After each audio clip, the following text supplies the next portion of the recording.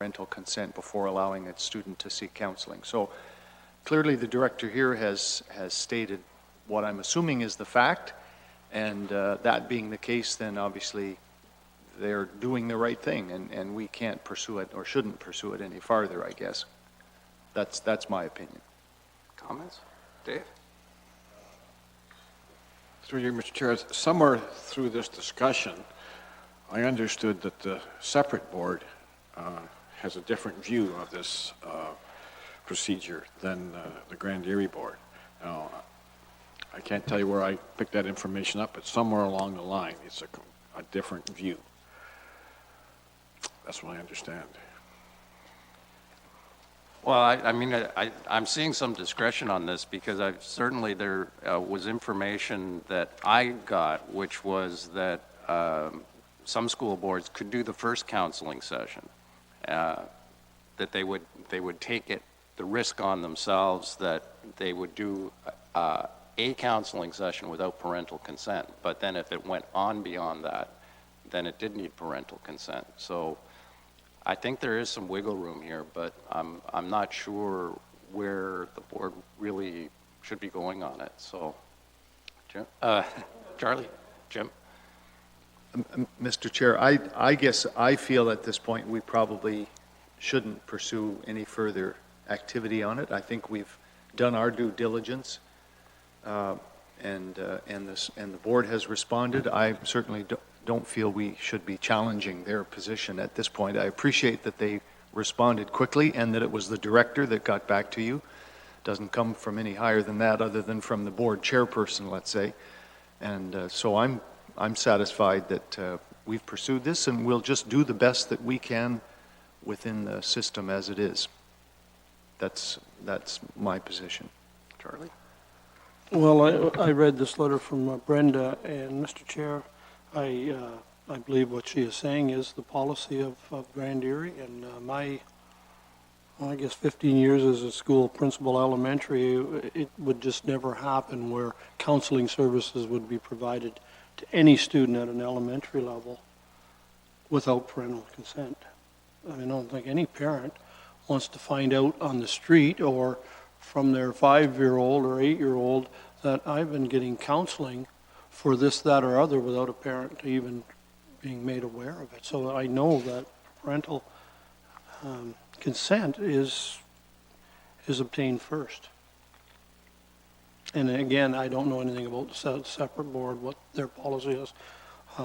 Anyhow, so it's very clear to me what Brenda's saying here, and I believe that it is fact. Any other comments?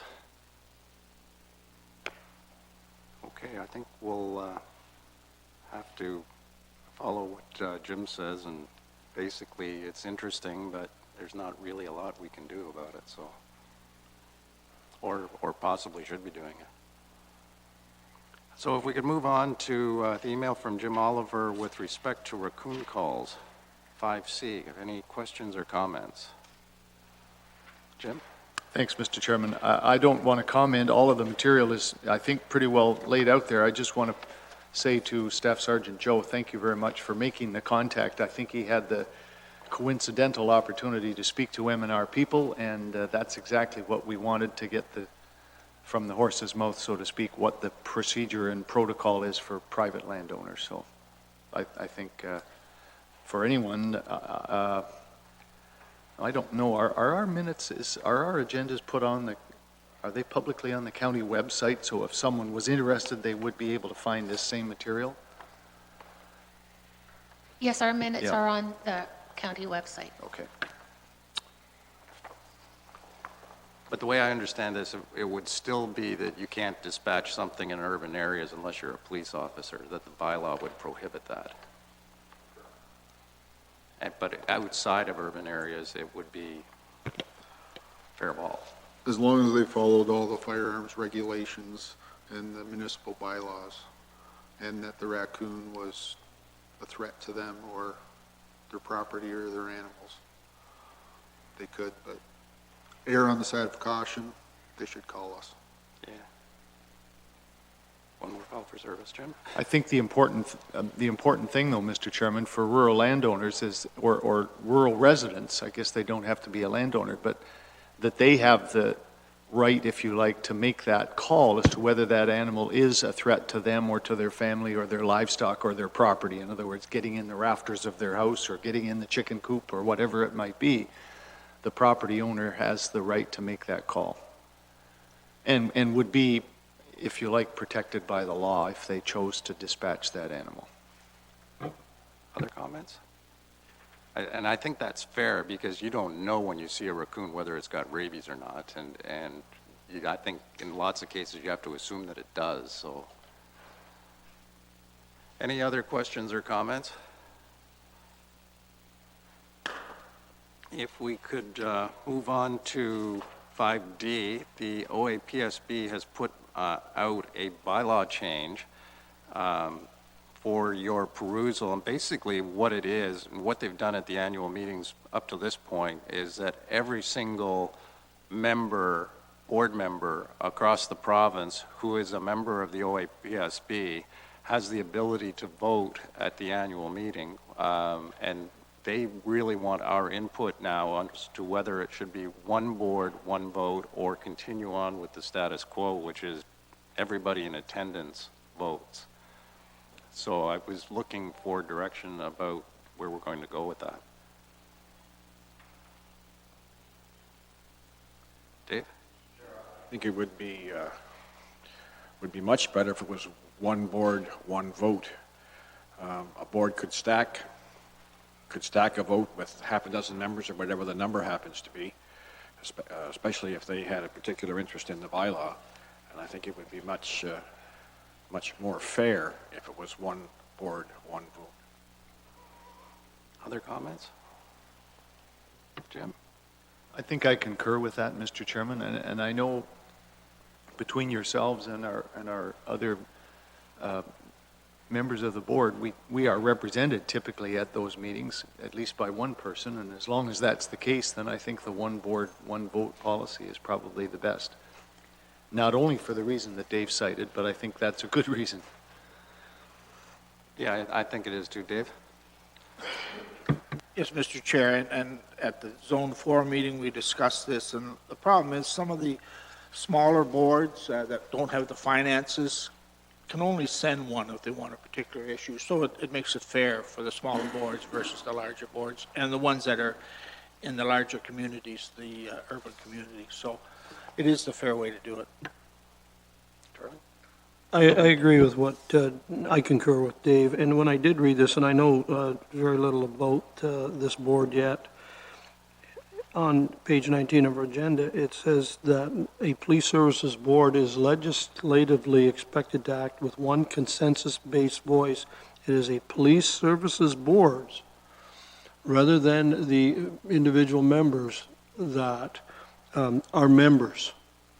So we are recognized as a board member, not a number of members of this board that are members there. So I concur with Dave. Thank you.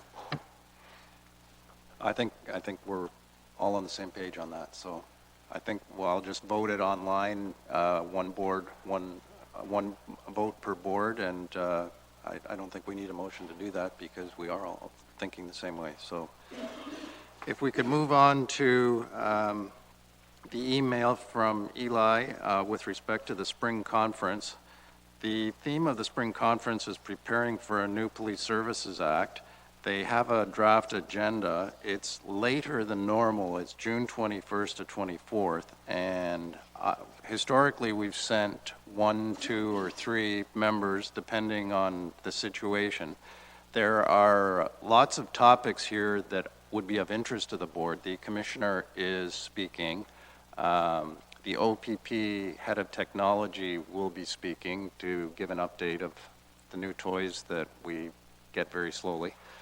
That type of presentation is something that would be important to us because we certainly like to know what's in the pipeline and how we can ruffle a few feathers to get it faster. So I'm unable to attend we have the money to send one or two people at your discretion to that meeting. And I was wondering whether there would be people that would attend. Dave, I mean, you've attended before and have gotten a lot out of it. And I don't know whether you're available for this or not, but I can attend, Mr. Chair. Dave? Mr. Chairman, I think Jim quietly showed an interest one time in possibly attending. Unfortunately, I can't attend. But, Yeah, Mr. Chairman, I can't commit at this point, but I will check and see and look at my schedule at that time, and if the board felt you wanted two people there, then I would try to make myself available. Well, But I'm glad that Dave is able to go. if it's a consensus of the board that we'll commit Dave and book it, then that's great. And if Jim, if you're available, then we'll book that one too. Well, Mr. Chairman, I guess all I would ask, I don't know what the procedure is for Maureen to follow, but as long as we don't have to send money yet, which is not recoverable if I can't go or something, that's all I'm asking. I would prefer not to be committed yet today until I can check it out a bit more carefully. Okay, well, we'll book one and see where it goes. Any questions or comments on that? We have a letter from staff Vashing with more money from our proceeds of crime fund. I need a motion to accept 27848 into, moved by Charlie, seconded by Dave. All in favor? Thank you. And just for your information, we have 8,300 in our proceeds of crime fund as we speak. So if we could move on to the inspector's report. Good morning, through you, Mr. Chair. I'll take you to page 26 of the report, speaking about the overtime. Nothing unusual there. Dollars spent to date, $41,904, which is within the budgets that have been set. As you can tell, our budget for 2017 has been reduced from $370,000 in 2016 down to $359,000. And again, we'll try to keep within that budget for the year. Auxiliary hours for the month of January, 260, relatively low on the usual side of the auxiliary, but there were not many events that were requiring auxiliary attendance, so that's within reason. Page 27, month of February, total hours of overtime, 657. And again, nothing unusual there. It's consistent with other years. Crime Stoppers report, page 28. A couple of items that are worth noting is promotions, presentations, and meetings. There's a presentation done to the Port Dover Lioness Club. There were some donated items to Special Olympics. And there was a contest held on Crime Stoppers' social media page, which is, again, a good source for us to tap into with respect to messaging. Fundraising events that are scheduled for 2017. May 4th is the Spring Gala. Golf tournament on August 17th. Shredding Day is set for May 13th in Simcoe and June 10th in Caledonia.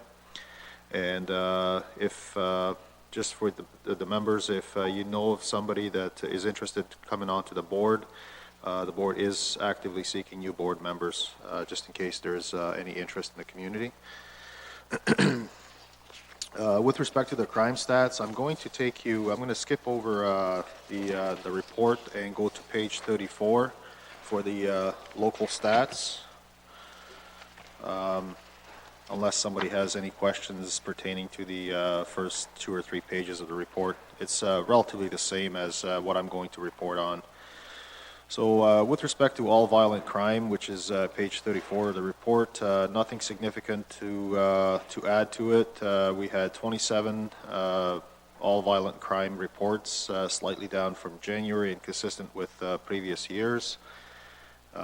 We did have a slight uptick in all violent crimes in 2017, but still, we are on the overall 5-year trend, seems to be on a downward slide. And again, Simcoe was the biggest contributor, obviously with the population base. Assaults, again, nothing significant there, other than the fact that in 2016 we did hit the highest number of assaults for the 5-year trend. And again, majority of those are in the area of common assaults, which is level 1 assaults that are minor or less, like they're minor in nature with no significant injuries. And again, Simcoe was the highest number of assaults reported, again, because of the population base. Domestic disturbance calls, very close numbers to what we had in previous years. However, I did take a look at the domestic criminal. So those are the ones that would actually end up in a charge. And if you look at domestic criminal in January, February of 2017 versus 2016, where we had 11 and 17, that's like a half or 50% reduction in that area. And same thing with the previous years as well. So on a positive note, with respect to the domestic disturbance incidents, there are less charges that are being laid or labeled criminal where we actually have the arrest. But again, having said that, if you look at our charts over the 5-year trend period, it is on the upward slope. I mean, we were pretty steady from 2015 to 2016, and projected our to be for 2017 to be higher. Again, we have to be careful with that simply because of the fact that the data extracted for that is only for the 2-month period. So once we get into the year, we'll be able to better gauge that. Page 37, all property crimes. Again, January was an anomaly for us. We had 120 calls for service with respect to property crimes, and February dropped off back to the 5-year trends, and certainly within our target ranges, and actually just slightly below for the month of February of the averages. And again, looking at a 5-year trend, there's nothing significant there to indicate a cause for an alarm. Break and enters, nothing unusual in the break and enter category. It's all consistent with the previous year's data. The only anomaly that I see there is we did have some break and enters into cottages in our cottage community, which is Turkey Point. If you look at the chart there, we've had 6, which is the second highest in our county, and they're all attributed to the cottages down in that area. And there is a focused patrol, which we do every year for cottage patrols, and certainly we are paying attention to that statistic. Going to page 39, with respect to frauds. Again, it's kind of up and down. 2015, we hit the highest numbers. 2016, there was a reduction, and we are anticipating a reduction again this year. And for the month of February, compared to other years and from the previous month, nothing significant to report. Same thing with the mischief calls. Although on mischief calls, we did have a higher than usual number in January, and that has been reduced in February back to our 5-year averages, and just slightly below the projected mid-range in that category. Theft of motor vehicles, again, nothing significant there. We did have a high number of stolen vehicles in January, and back to the average numbers for February. And certainly the 2016 saw the lowest number of stolen motor vehicles in the county, which is good. Projected for this year is slightly higher, but again, we have to be careful just because of that number in January that we've had. Maybe that number may be skewed for the projected highs. Theft of motor vehicle. sorry, that was theft from motor vehicle. Theft of motor vehicle, we're looking at February is slightly higher than previous year. And certainly, we continue to participate in Project Shutdown. And we had some focused patrols set up for the communities that have been impacted by a higher than usual number of theft of motor vehicles. And again, looking at the 5-year trend, 2016 was the highest year that we've had for the 5 years. And that, based on the current numbers, we're hoping for a slight reduction in 2017. But certainly that is one of the areas that we continue to focus on just because of the upward trend that we're predicting. And again, Simcoe was the highest hit, followed by Townsend, and the other communities are relatively stable. Theft under 5,000, again, we had higher than the usual number in January, and back to normal ranges for February. And looking at a 5-year trend, there's nothing significant there. In fact, we are projecting to continue in a downward slope. And again, Simcoe being the community with the highest number of contributors to that crime. Illicit drugs, again, positive work being done by our street crime unit. And again, Simcoe being the highest number of illicit drug situations. And obviously the street crime unit is actively engaged in that community to look at the reductions. Motor vehicle collisions.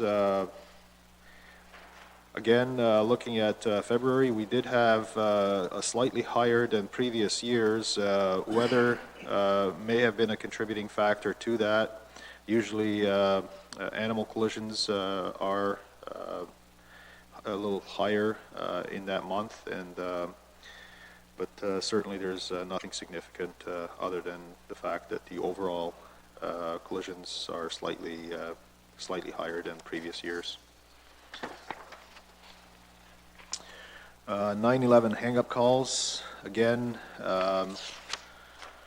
that is one of the areas that we are looking at initiatives to try to see a reduction. If you look at the total number of calls for service for the years, certainly well over 2,000, and again, it is one of these types of calls for service that is not needed in the community, certainly because majority, if not most of them, are in that category where it's just a misdial. And certainly we had that discussion with our community policing groups and the chairs for the Norfolk County at the last meeting, and we are certainly seeking any input from anybody that could look at certain initiatives that they could introduce to us that would be innovative in order to see a reduction in that category. So we're hoping to work with that partnership and see if some good ideas come forward. Can I ask one question on that? Is it still a 2-car response to a 911 call, even if there's no reasonable expectation that it's real? Depending on the circumstances, most of the time we do now respond with just the 1 car. The alarm calls, which is separate, we still continue with a 2-officer response. The 911, because of their geographical locations, it's sometimes very difficult to even pinpoint where they are. Generally speaking, 1 officer will handle that. So it's usually a callback to the person through the communication center. And if they get a voice on the other side saying, yeah, you know what, it's a misdial, then obviously we do a follow-up with 1 officer. And generally speaking, if no geographical or no callback is received or nobody answers the call, we do a check. And the problem is, wherever the tower is off that cell phone, it could be anywhere from very short distance down to 1.5 kilometers to 2 kilometers in radius. So there's no way to find these people. So majority of the calls that we get, If we do have the number and do a follow-up call, if they answer, great, but majority of them, we have no idea who they are. And it's a police officer that has to do the follow-up call. The call center can't clear it by calling that person back and saying it's a false 911 call. No, the officer has to do a physical confirmation that that person is okay. And I mean, that just makes sense, just for the safety reasons. Other questions or comments? Charlie? I'm sure, Mr. Chair, thank you, that this has been discussed, debated around this board in the past. When I looked at this, I did the math, and in January and February this year, the 911 call / hang-up statistics are up 13% over last year. Now, I don't know whether that's going to continue to go up or down. I assume it's going to go this way and continue. Whether people are not paying attention, whether more and more younger people are getting cell phones. I don't want to single them out and say that they're don't have any evidence, but I think this is something that has to be addressed down the road. And I don't know what the solution is, but it's got to be frustrating, I would think, for officers to continually, if you look at these numbers, for a month, we'll take January there, you're talking on an average of 4 of these 911 hang-up calls, as we call them, per day. And it just seems to me that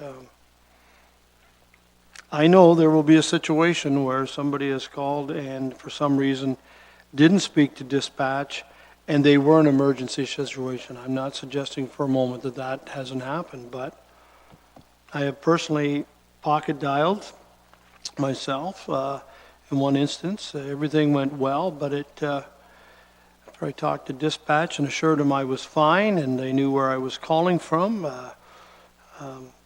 it was a half an hour later when the officer showed up. So, again, if it was an emergency, and then it's no disrespect to the officer showing up, just doing his or her job, but I think this is something down the road we're going to have to consider, or legislation will have to consider, that if I make a mistake call and somebody talks to me and I give them my phone number and the fact that that's my cell number and who I am and my address and my age and all the rest of it, and that indeed I made a mistake, whoops, but maybe that's good enough. I don't know. I'm not an expert at this, but this seems to be increasing, and I think it will increase. And I would hate to see a situation, Mr. Chair, where a real emergency couldn't be attended to because somebody's spending their time with a mistake as simple as the wrong button was hit on my phone. So, no easy solution here, is there? Other questions or comments? Jim? Mr. Chair, I was going to ask a question as a citizen, but I want to be sure I understand the scenario that the mayor just talked about. If a citizen accidentally dials 911 and they know they've done it, in a sense, because I guess the phone rings and it says OPP dispatch or whatever it is that it says, if I am that person and I say, I'm really sorry, I made a mistake, I am okay, you don't need to send anyone, what is the protocol? Does the officer have to go, regardless of me, who was the one whose phone dialed, saying it's not an emergency? Obviously, that was the mayor's experience, I guess. An officer did come. Yeah, through you, Mr. Chair, it's our policy that we send an officer just to confirm that that person is okay. There have been circumstances in the past, and I'm sure you can understand it, where a person is held against their will and are told to say certain things to whoever calls in, and that's the reason for confirmation, just to make sure that they are okay and that we physically confirm that.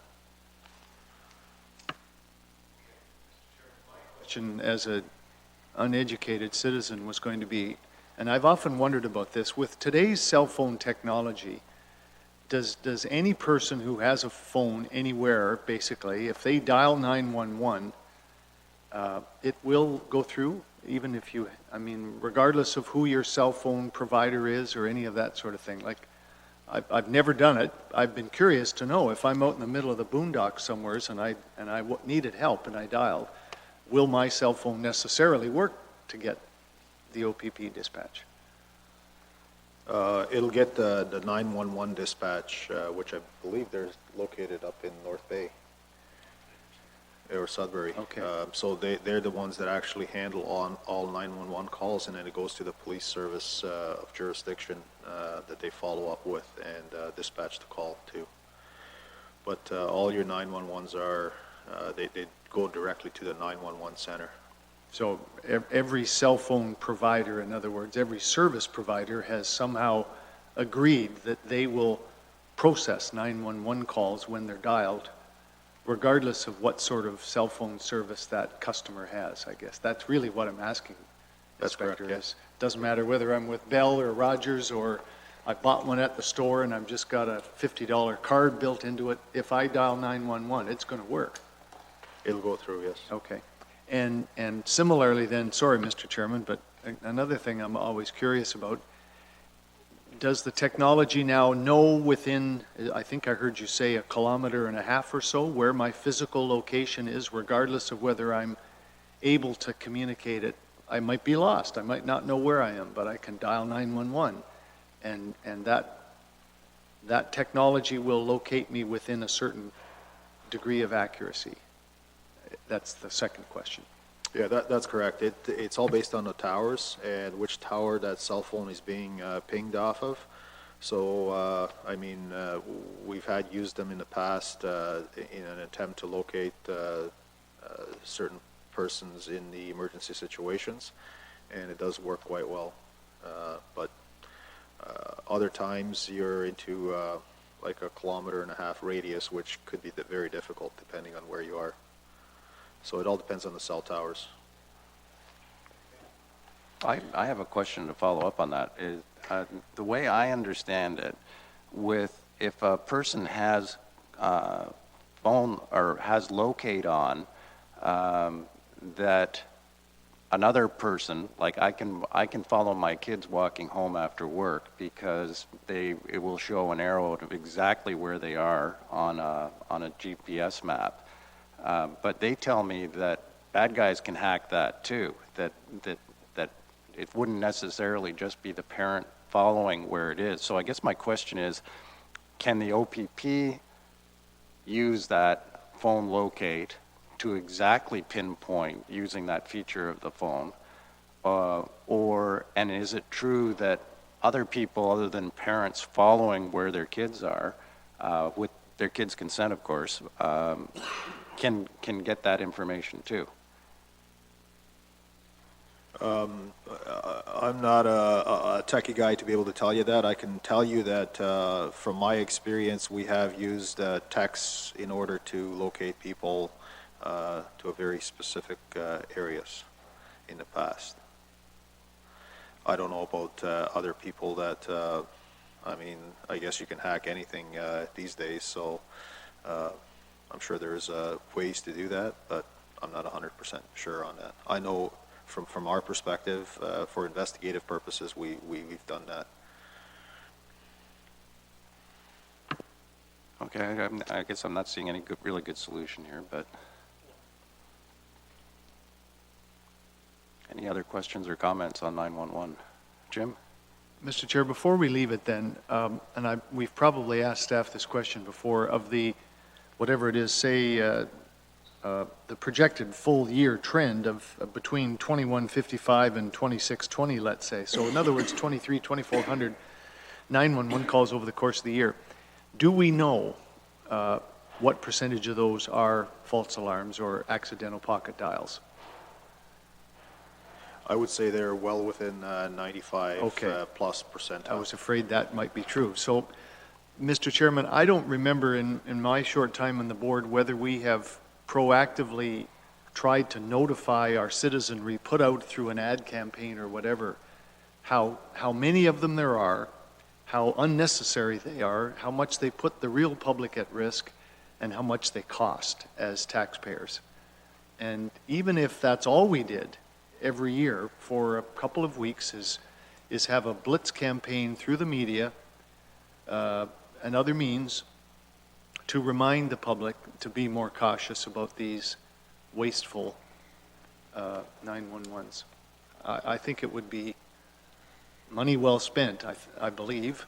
If it even reduced it by 5%, I'm sure we could put a dollar value on a 5% reduction of unnecessary 911s. I'm not sure how we would fund that, Mr. Chairman, whether it would have to be out of our proceeds of crime fund or, I'm going to raise a question in a moment about frontline policing grant programs. And maybe there are other ways of funding a blitz campaign to inform the public about this problem, but it is a huge problem, as the mayor pointed out. Well, I think if memory serves me correctly, we did put something in with the tax statement one year, didn't we? Or one tax period? Mr. Chair, we did that, I believe, last year or a year before, and obviously it didn't have too much of an impact because, I mean, we saw some reduction there. If you look at 2014, I'm not sure if it was in 2015 or 2016. It was in 2015, I believe, that we put that out. So there was a reduction in that year, but I mean, certainly we always message through our media to be proactive and talk about the 911 because it is the number one call for service for us. If you look at it consistently across every community, the 911 is the highest number of calls for service for our officers. And we're not alone in that category. It's other detachments that are experiencing the same thing. But certainly messaging is one way to do it.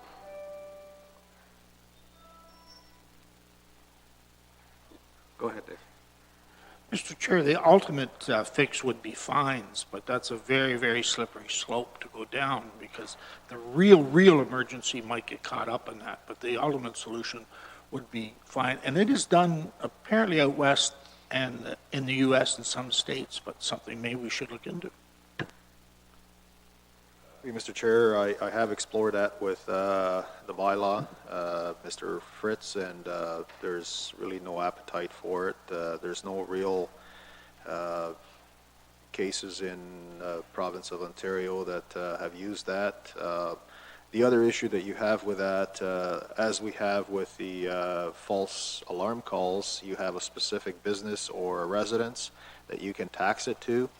With false 911s, first of all, who do you bill if you don't locate that person or if you can't identify that person? And if you do, I'm not sure if there's provisions in there to add it to their tax bill. So there wasn't really that much appetite to go down that road. And it just remind me, in round numbers, it's going to cost us about $150 for each 911 false call. So the total bill is about $300,000. So it's in effect 2 police officers. Oh yeah, okay. I wish you hadn't done that. Yeah, well, no, I was troubled by it, but I mean, troubled by it and being able to do something about it is. Jim? Mr. Chairman, I'm going to ask if perhaps our senior staff could speak with Constable Ed Sanchuk further about this, and I'm not sure who else, but I'd like to see us maybe put together some kind of a campaign that we could get a cost estimate for to blitz the community again in 2017. If we had some success in 2015, to me, that says it's worthwhile. If we reduced it by a couple of hundred calls, then as I said a moment ago, I'm sure we could put a dollar value on the effects of that campaign. And it might only be through our traditional media. It might somehow be through social media as well. But I'd like to ask us or ask our staff if they could investigate or have Ed Sanchuk investigate such a campaign and bring something back to the board maybe in a month or two. Later in the agenda, there is an interest on the community policing group in this whole idea of communication, because they're having trouble communicating with potential people who might be interested in being community policing members. So I think the issue is how we communicate with these people in a way that's going to have some impact. So I mean, it really, we almost have to broaden the scope of who we're communicating with and how to come up with both the people for community policing groups and reducing 911 calls. And I think it may be a communication thing that we have to get someone like Ed's input on, because he is the #1 communicator. So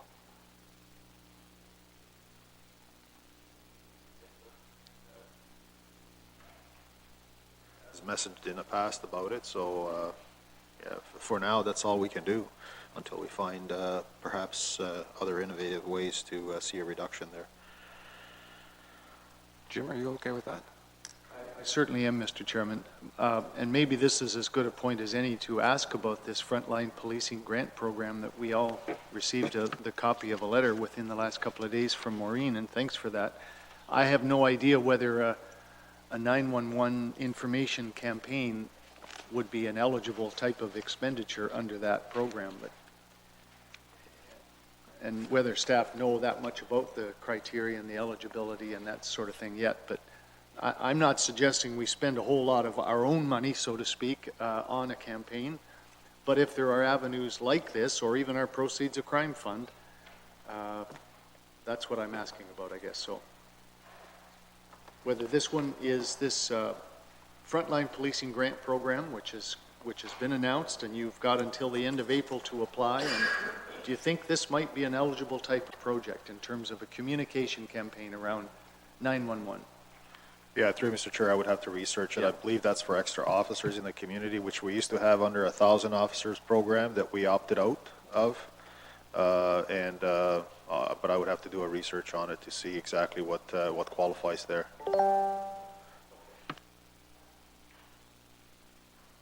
So are we tasking you with using whoever you need of your staff to consider the communications aspect and the frontline policing funding or any other possible funding for it? Yeah, through you, Mr. Chair, if it's simple messaging out to the media, I can certainly have Ed Sanchuk do that on behalf of the Norfolk County OPP, similarly to what we do for other crimes that we report, and we can add in there the cost associated to 911s, just to kind of get the public's awareness and understanding of what it actually costs. And I mean, there are methods there that we've messaged before as well, with respect to how to lock that feature out, so you can't do a pocket dial or a misdial on it.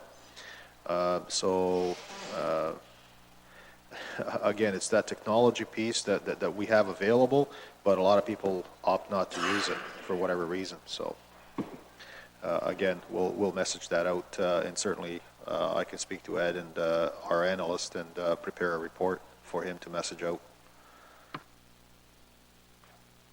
Jim? Final comment, Mr. Chair, and that's good. I appreciate that's exactly what we want, but I know we've got media reps here, and I think it would be useful to consult with media experts in terms of particularly social media. You know, if we all pay so much attention to Donald Trump's tweets, and I'm sure a lot of the 911 calls that are clogging up our system are coming from devices and people that use their device for everything. So if we haven't ever done a campaign via social media, I think that could or should be part of this, that maybe our staff would investigate the feasibility of it. Yeah, absolutely. Ed's got access to social media accounts, or certainly can get access through West Region Sergeant in charge of media, so we can certainly look at that as an option as well. Dave? Yes, Mr. Chair, we do have funds available. I mean, you want to be careful how we use them, but we do have, if it's going to, a little bit of our funds, and then it's going to save us a lot of money on top of it. It's a very healthy return. Well, I think we've need your advice on this, so. Any other questions or comments on 911 calls? So go ahead, Inspector. Page 47, on a positive note, alarm calls are, are reducing in numbers. We only had 33 for the month of February, which is significantly lower than previous years, and certainly well below the projected low numbers within our category there for that type of a call. And over the 5-year trend, it certainly have been on a steady slope downwards, which is good. Impaired operation of a motor vehicle, nothing significant. We had 7 for the month of February, consistent with previous years. And again, it's up and down every year, depending. And that's mostly proactive initiatives by the officers and the number of cases that we do. Interestingly, though, if you look at the impaired operations in the communities that, we had 3 in Simcoe, 3 in Townsend, 3 in Port Dover. So certainly when you see the trends on the other side, where our biggest population is the highest contributor to our calls for service, in this particular case, it's kind of spread out throughout our communities. You've got Highway 3, which had 2, Simcoe had 3, Townsend had 3, Port Dover had 3, and Delhi had 2. So good initiatives by the officers to pay attention to those types of activities and try to curb the impaired operation. So that is good. Mental health calls for service, a reduction in February down to 31 from 47 in January, and we had 47 last year, and so that's a good trend. And that's in the mid-range for our highs and lows. But if you look at our 5-year averages, it still continues to go up. And I think, it's 2014 was our highest year, and then 2016 was the second highest year in a 5-year analysis. The contributing communities there, which is also surprising a little bit, is Townsend with 26. Which is very high based on the fact that you have a very low population base in that area. However, there is a contributing factor there as well, where you have one particular individual that is responsible for a lot of those calls. So again, and we are working with our MCERT worker that we have available to us, and certainly with a situation table on that particular case. Page 50, foot patrol hours, again 404 hours for the month of February, which is slightly higher than last year. And again, we encourage our officers to get out and do some foot patrols. And with the driving charges, again, February is not in there yet because of our database. Driver's license suspensions, we had 7 for 2017, 5 for 2016, so slight increase there. 10 ADLS suspensions, 5 3-day suspensions. Ride checks, we had officers conduct 61 ride checks in 2017 comparison. We had 34 in 2016. And same thing with the seat belts. For 2017, we had 30, and 2016 we had 8.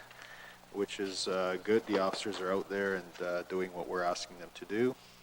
We just finished a campaign for distracted driving, and I don't have the stats completed yet, but I will have them for you for the next report. And that's my report. I will talk about the focused patrols. With respect to crime, we're continuing with the cottage break-and enters in Norfolk County, and that's going to continue on until the 21st of March.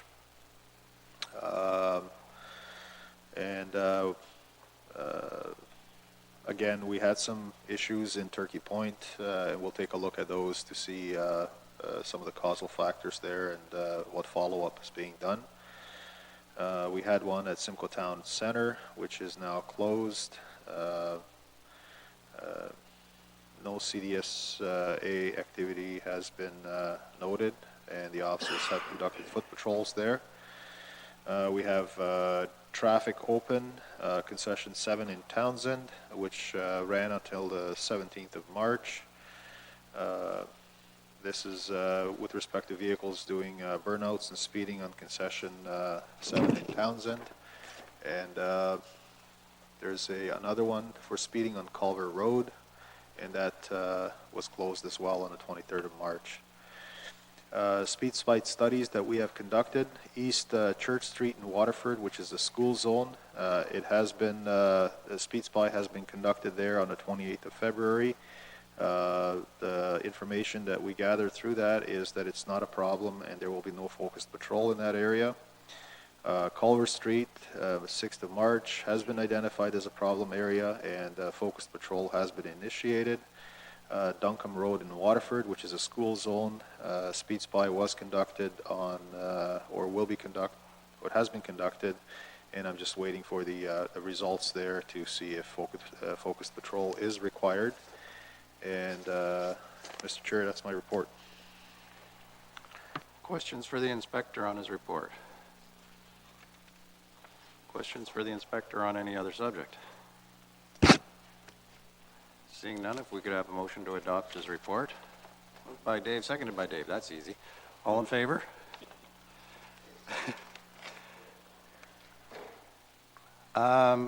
If we could move on to other business, the community policing recruitment, we're looking for ideas, and I think one of the ideas was to utilize a Facebook page to get more members. Maureen, maybe you have more information on that than I do. I don't have a lot of information. The staff sergeant, Inspector Horvat was at that meeting, and I believe Staff Sergeant Varga was as well at the Community Policing Chairs meeting. And there was discussion around the use of Facebook with some of the younger generation to get their interest in community policing. Delhi Community Policing was using their own personal Facebook account, if I recall the dialogue that we had, who didn't no longer want to do that. So I didn't make any suggestions. We just sort of left it that how the public show their interest in community policing presently is they call me and then I pass their name on to the appropriate community policing group. So we just left it at that, but there was just some indication that perhaps the use of Facebook could be used as a way of communicating with the public and gaining their interest in community policing. Inspector, do you want to expand on that, or staff? Yeah, there's nothing really in addition to that. We are going to be exploring that. I know Port Dover does have a Facebook account, and they've had some success with various communication strategies that have utilized down there. So everybody was kind of left with the task, I guess, if you want to call it that, to see how they can enhance that social media communication piece. And hopefully by the next time that we have a meeting, there'll be some ideas thrown around as far as how we can do that. The issue was when you set up the Facebook account, it has to go to your name, and that person didn't want to have their name attached to the account for obvious reasons. So I know there's some suggestions that you can create an account in different ways. So again, that's something that they're going to be exploring as well.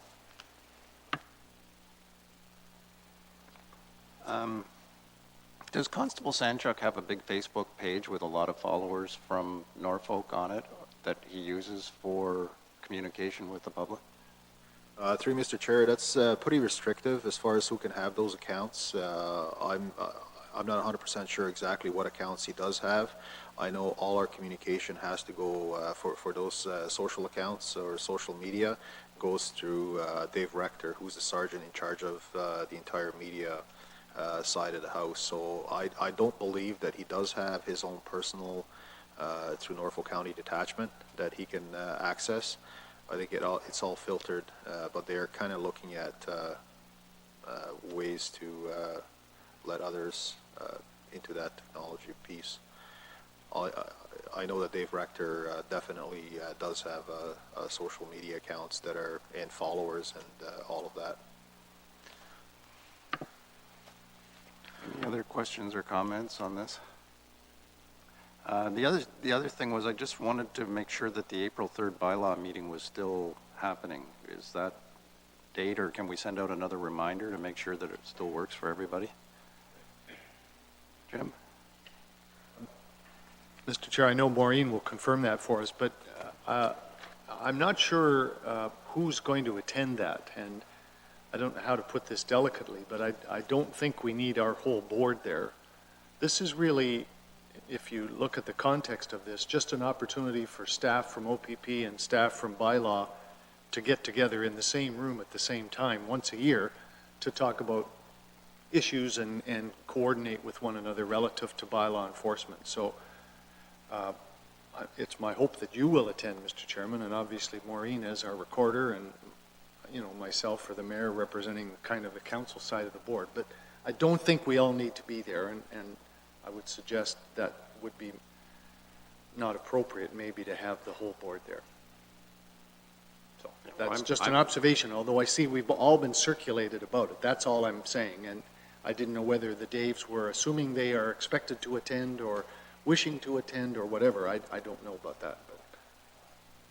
Yeah, I was going to attend, but I have no problem. No, that's fine. I don't need to attend. And maybe I'm being paranoid to worry about it, but I think it's a good opportunity for the staff to just talk frankly with one another about any issues or problems of mutual enforcement. So that's all I'm getting at, I guess. I hope you're able to attend. Yeah, no, absolutely. Yeah. I'm planning to attend. Yep. Okay. Any other business? Go ahead, Dave. Mr. Chair, just a quick report from Zone 4. It's nice when you go to Zone 4 and some of the topics, mental health and civilian data entry, things like that. It's basically nice to know that we're well ahead of the curve for a lot of other boards and a lot of other areas, and we've been doing it. So just to bring that up, that we're have been very progressive, and when I go to these meetings, it's very comforting to hear that we're doing a lot what some other boards aren't doing. Good, thank you, Dave. Jim? Mr. Chairman, the only other item I wanted to bring up, last night at County Council or Council and Committee, a representative of our community policing committee groups across Norfolk County came to Council asking Council to support having signs put up for Project Lifesaver. And this is an initiative, I guess, that our community policing committees have been doing with the cooperation of OPP for the last several years. And the deputation gave us the impression last night that it's been working quite successfully, I guess, and that they had access to funding to put up signs just to increase public awareness about the Project Lifesaver initiative, and that it's available to people to access and have their loved one suitably outfitted with a little wristband that can be tracked and so on. So I guess I just wanted to bring it to the attention of the board that Council did agree to do that on any roads that we had. They requested about 8 locations, I think, not all of which are roads that we own and have the right to put signs up on, but we will do it and support them in trying to get MTO to agree on Highway 3, for example. And I guess I just wanted the board to be aware that the community policing group has done this, and to make sure the staff are aware. This may or may not increase the uptake of people wanting to have a family member suitably involved in the Project Lifesaver program. Great, well, thank you. So may I ask a question Sure, then in absolutely. that context of staff? They described, as Michelle last night, Michelle Huff was the representative that came to council, and that it's been successfully implemented, and our officers are all fully involved. We got the equipment available if needed to go and track a person that's wandered away from home type thing. That's really what I'm asking about. Yeah, through you, Mr. Chair, we've been going with this for a number of years now, and certainly it's a very successful program. Our officers are trained. We do annual retraining for the officers who are who know the equipment and the technology that's used. And they did bring it up at the last meeting of the community chairs, and certainly we had some discussions that it would be a good idea to have those signs posted at main arteries coming into Norfolk County for that awareness piece. So it is working quite well for us.